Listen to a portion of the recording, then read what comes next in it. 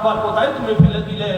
হ্যাঁ, তাহলে আজ আমাদের বুঝতে হবে দয়ার নবী হুজুর পাক সাল্লাল্লাহু আলাইহি ওয়াসাল্লামের যে মিশন, আহলে সুন্নাত ওয়াল জামাতের যে আমাদের তরিকা, সেই তরিকা অনুযায়ী আপনারা চলবেন, নিজের বাচ্চাদেরকে সেই মতো গাইড করবেন, সেই মতো আপনারা শিক্ষা দেবেন, সেই মতো বাচ্চাদেরকে আপনারা কবর জিয়ারত করার যাবতীয় গুলো এবার শেখাবেন। এইবার আল্লাহর নবী হুজুর পাক সাল্লাল্লাহু তাআলা আলাইহি ওয়াসাল্লাম তার হুকুম অনুযায়ী আমার নবী পাক সাল্লাল্লাহু আলাইহি ওয়াসাল্লাম বুজুর্গানে দ্বীন আহলে বাইত ইজহাম এনাদের যে আদর্শ, সেই আদর্শ কি কখনো আমরা মুর্দাকে অবহেলা করতে পারি না, মৃত ব্যক্তিকে অবহেলা করা যায় না। একটা ঘটনা মনে পড়ে যায় যে একজন চোর ছিল পূর্ব যুগে, আর পূর্ব যুগে যেমন খাদ্যের অভাব ছিল তেমন পরনের কাপড়ের অভাব ছিল। বহু পূর্বে আরব দেশে কাপড়ের অভাব ছিল। তখন এইবারে জানা যায় শরীক হয়েছে একজন, সে চোর ছিল, সে দেখে নিল কোথায় খবর দেওয়া হলো, একজন মহিলার খবর দেওয়া হলো।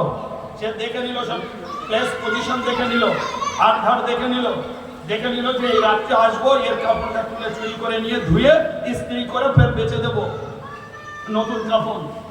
এমন সময় সেই ব্যক্তি, গভীর রাত হয়েছে, চুরি করতে গেল, কবর খুললো। যখন কবর খুললো, সেই মহিলার কাপড়ে হাত দিয়ে টানছে, যেই টানছে সেই মহিলা ঘপ করে তার হাত ধরেছে সেই মাইয়া, সেই চোরের। বলছে, হায় আল্লাহ গো, এ কেমন জামানা যে একজন মাগফিরাতওয়ালা আর একজন মাগফিরাতওয়ালি মুর্দার কাপড় চুরি করছে।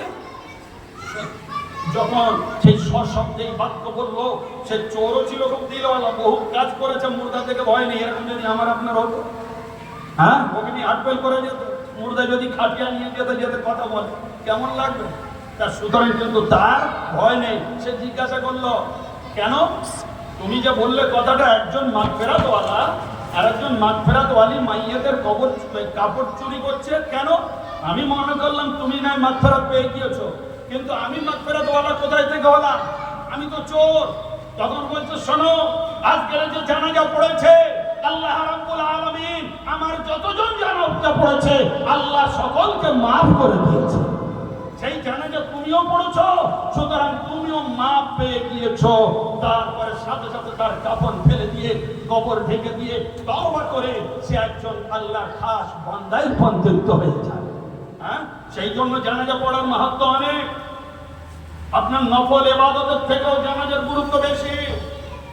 জানাজা দেখলে, যখন এইরকম জানাজা যাচ্ছে, আপনি যদি বসে থাকেন চেয়ারে, বেঞ্চিতে, সাথে সাথে উঠে দাঁড়িয়ে যাবেন। এটা হচ্ছে মাইয়াতের তাজিম। হাদিস অনুযায়ী বলছি, মাইয়াতের তাজিম। যদি গাড়িতে যান, গাড়ি সাইড করে দাঁড়িয়ে যাবেন, যেন মাইয়াত আগে চলে যেতে পারে। এ হচ্ছে ইসলাম, ইসলামিক ল।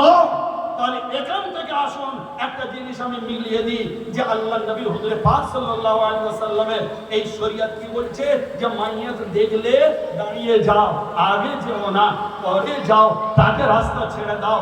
তাহলে এটা আমাদের মাইয়াত, সে গুনাহগার হতে পারে, আল্লাহর নেক বান্দাও হতে পারে, সকলেই হতে পারে, কিন্তু সাধারণ নেক বান্দার জন্য যদি এই তাজিম হয়, তাহলে আমাদের নবী মহানবী হুজুর পাক সাল্লাল্লাহু আলাইহি ওয়াসাল্লামের জন্য কত না আমাদের তাজিম করা দরকার। একজন মাইয়াতকে দেখে যদি দাঁড়িয়ে যাওয়ার সুন্নত হয়, তাহলে রাসূল পাকের যখন আমরা কিয়াম পড়ি, সালাম পড়ি, দোয়া করি, জিকির করি, দরুদ পড়ি, তখন কি করে সেটা হারাম হতে পারে? অনেকে বলে, আমার এক ভাই মুরব্বি বলছিলেন যে হুজুর একটু বলবেন, এখানে প্রচার করছে, আপনার কথার উত্তর না দিতে পারে, জবাব না দিতে পারে, আমাদের ম্যান টু ম্যান ধরে ধরে বলছে উনি তো শিয়া। হ্যাঁ, তাহলে এইবারে আসুন, আর যখন মাইয়াদের কথা এবার একটু শোনা গেল, এইবারে শিয়া কি সুন্নি, আর যে বলছে সে সুন্নি না টুন্নি, একটু আলোচনা করা যাক। একবার দরুদ শরীফ পড়েন, আল্লাহুম্মা সাল্লি আলা সাইয়্যিদিনা মাওলানা নবিয়ানা শফিয়ানা মুহাম্মাদিল মা'দারিল জুদ ওয়াল কারাম ওয়া আলা আলিহি ওয়া সাহবিহি ওয়া বারিক ওয়া সাল্লিম আলা সাইয়্যিদিনা গাউসিল আযম ওয়া ওয়ালিহি সাইয়্যিদিনা মুরশিদিনা মুকাররম। আপনারা চলছে, আগামী 27 তারিখের শেষ জুমা দিয়ে এই বছর শেষ হবে, আর ওই শেষ জুমার রাত থেকে চলবে আপনার নতুন বছর, চাঁদ পার করবে 29 চাঁদ। এইবারে এটা কুরবানির মাস, আপনারা সকলেই জানেন কুরবানির মাস। এখন আপনাদের ঘরে ঘরে কুরবানির গোশত আছে এবং ওটা থাকবে নেক্সট কুরবানি অবধি। কেউ খেতে পাক না পাক ওটা ফ্রিজ হয়ে থাকবে। তো যাই হোক, আল্লাহর রুজি আপনারা খান, বরকত হোক। আর কিন্তু কথা সেটা নয়। আজ হজটা কি জিনিস, যে আমরা হজ করি, হজটা কি জিনিস, আরাফাতটা কি জিনিস, হাজরে আসওয়াদ চুমু খাওয়া কি জিনিস, মাকাম ইব্রাহিমের কাছে গিয়ে নামাজ পড়া মাকাম ইব্রাহিমটা কি জিনিস, সাফা মারওয়াটা কি জিনিস, এই জমজমটা কি জিনিস, শয়তানকে মারাটা কি জিনিস, এগুলো কি একটাও আল্লাহর কোন ফেরেশতা করেছে? কি হযরত জিবরিল এসে কি আরাফাতের মাঠে দাঁড়িয়েছিলেন? না। আল্লাহ স্বয়ং কোন খাস রহমত স্পেশালি ওই জায়গায় কি নাযিল করেছিলেন? না। এই জিনিসগুলো কি? এই জিনিস, এই জায়গা, এই স্থানগুলো হচ্ছে আল্লাহর নেক বান্দাদের সাথে রিলেটেড, নেক বান্দাদের সাথে সংযুক্ত। আরাফাতের মাঠ হযরতে আদম হাওয়া আলাইহিস সালামের পরিচয় স্থান। সেই জায়গায় ইবাদত করা না, ওখানে গিয়ে দাঁড়ানোটার নাম হচ্ছে হজ। বোঝা গেল? 9 তারিখ আরাফাতের মাঠে দাঁড়ানোটাই হচ্ছে হজ। চিন্তা করুন, কেন না বাবা আদম হাওয়া দাঁড়িয়েছিলেন, সেই সুন্নত পালন হচ্ছে হজ। তাহলে আল্লাহর ইবাদত করছি আর ইয়াদগার বানাচ্ছি আল্লাহর নেক বান্দা। এর বলে আল্লাহর নেক বান্দা মানানো যাবে না, ফের চলে আসুন তোয়া। এইবারে যখন আপনার ঘর কাবা তোয়াফ করছেন, আল্লাহর ঘর, ঠিক আছে, আল্লাহর ঘর। আল্লাহর ঘর বানিয়েছে কে? হযরত ইব্রাহিম আলাইহিস সালাম, তার আগে আদম আলাইহিস সালাম ওনারা বানিয়েছিলেন। কিন্তু স্ট্রাকচার শেষ তুফানের পরে হযরত ইব্রাহিম নবী সুন্দর করে বানিয়েছিলেন। কারণ সেই ঘর আল্লাহর। আল্লাহ কিন্তু এই ঘরে কখনো থাকেননি। ওই ঘরের পাশে একটা মাকাম ইব্রাহিম আছে। মাকাম ইব্রাহিমটা কি? মাকাম ইব্রাহিমটা মাকাম ইব্রাহিমটা হচ্ছে এই যে ওই ঘর, উঁচু ঘর যখন তৈরি করা হচ্ছে, হযরত ইব্রাহিম আলাইহিস সালাম যতক্ষণ মাটির উপরে ছিলেন, হাত গেল, উনি ঘরটা তৈরি করলেন। এইবারে যখন উঁচু হবে, একটা সিঁড়ির দরকার, টেবিলের দরকার, মিস্ত্রিরা যেমন করে। তখন এইবারে কি হলো, হযরত ইসমাইল নবী আলাইহিস সালাম, বাপও নবী, বেটাও নবী, আল্লাহু আকবার, কি করলেন? ছুটে গিয়ে একটা সুন্দর পাথর এনে দিলেন আব্বা হুজুরের পায়ের নিচে। হযরত ইব্রাহিম আলাইহিস সালাম ওই রকম পাথরের উপরে উঠে এবারে আপনার ঘর তৈরি করছেন। আর পাথরটা হচ্ছে কি রকম, আপনার অটোমেটিক, যখন উঁচু হবে পাথরটা অটোমেটিক উঁচু হতে থাকবে, যখন নিচু হবে নিচু হতে থাকবে।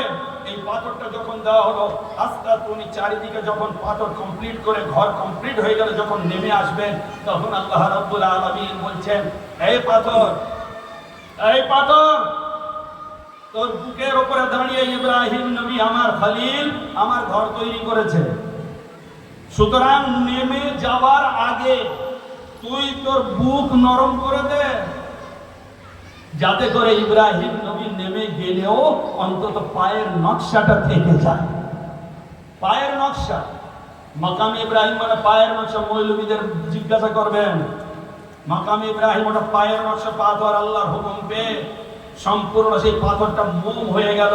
হযরত ইব্রাহিম আলাইহিস সালামের পা ওখানে দেবে গেল, না হলো আপনার এতটা 4 থেকে 8 ইঞ্চি বসে গেল, নেমে গেলেন, পাথর শক্ত হয়ে গেল।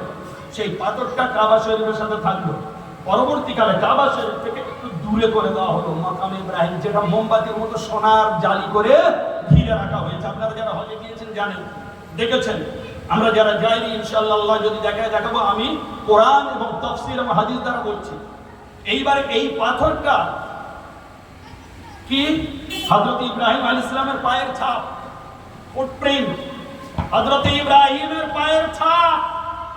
ও খেয়াল করুন, বারবার বলছি, রিপিটলি বলছি, ইব্রাহিম নবী আলাইহিস সালামের পায়ের ছাপ। এই পায়ের ছাপটা তো আল্লাহর ঘর করতে গিয়ে নবীর কারামাতের ছাপটা পড়ল, এতদিন পড়ে রয়েছে, কেউ ফেলেনি। যখন আমার দয়ার নবীর উপরে কোরআন নাযিল হচ্ছে, কোরআনের মধ্যে এক জায়গায় বলা আছে, ওয়াস্তাখিযু মিন মাকাম ইব্রাহিম মুসাল্লা। হে আমার নবীর উম্মত, আমি কোরআনে ঘোষণা করে দিচ্ছি, এই যে মাকাম ইব্রাহিম, এইটাকে তোমরা মুসাল্লা অর্থাৎ সেজদা গা করে না, নামাজ পড়ো।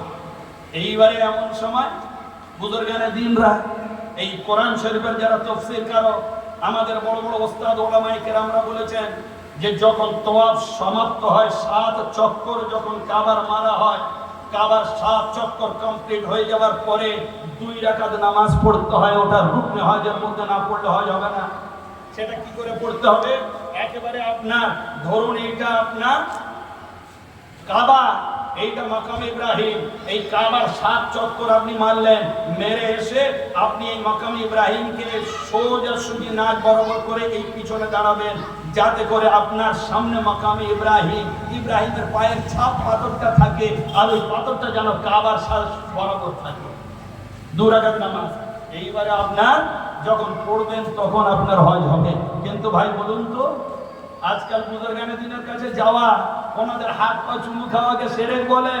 সেরকম লোক এখানে আছে যারা এখানে শিরক বলছে, তারাই গিয়ে ওখানে সেই ইব্রাহিমের পায়ের ছাপের কাছে 2 রাকাত নামাজ পড়ে সিজদা করছে। করে না? যদি না করে হবে না। তার জিজ্ঞাসা করুন, ভাই এই কি ব্যাপার? তুমি তো এখানে হারাম ফতোয়া দিতে, তুমি তো শিরক ফতোয়া দিতে, তুমি কতবার বলেছো মসজিদে কোন বুজুর্গানে দিনে কোন নিশানিকে তাজিম করা যাবে না, কোন বুজুর্গানে দিনের নিশানি মাজার এগুলো জিয়ারত করাও তাজিম করা যাবে না। কিন্তু কি ব্যাপার, তুমি তো মাকামে ইব্রাহিমে ওখানে গেলে, ওটা তো ইব্রাহিম স্বয়ং নেই, ইব্রাহিমের পাও নেই, ইব্রাহিমের পায়ের ছাপ, ইব্রাহিমের পায়ের ছাপের এত গুণ আল্লাহ বাড়িয়ে দিলেন যে ভারত থেকে ভারত, পূর্ব থেকে পশ্চিম, উত্তর থেকে দক্ষিণ, কি দেওবন্দি, কি ওয়াহাবি, কি আহলে হাদিস, কি বেরেলি, কি শিয়া, কি সুন্নি, কি কাদেরি, কি চিশতি, কি নকশবন্দি, কি মুজাদ্দিদি, কি আলেম, কি জালেম, কি মুফতি, কি মাওলানা, সকলে গিয়ে ইব্রাহিমের সেই পায়ের ছাপের ধারে নামাজ পড়ে আছে। আর বলুন যদি ভুল হয়, তাহলে আজ কি ওটা আল্লাহর পায়ের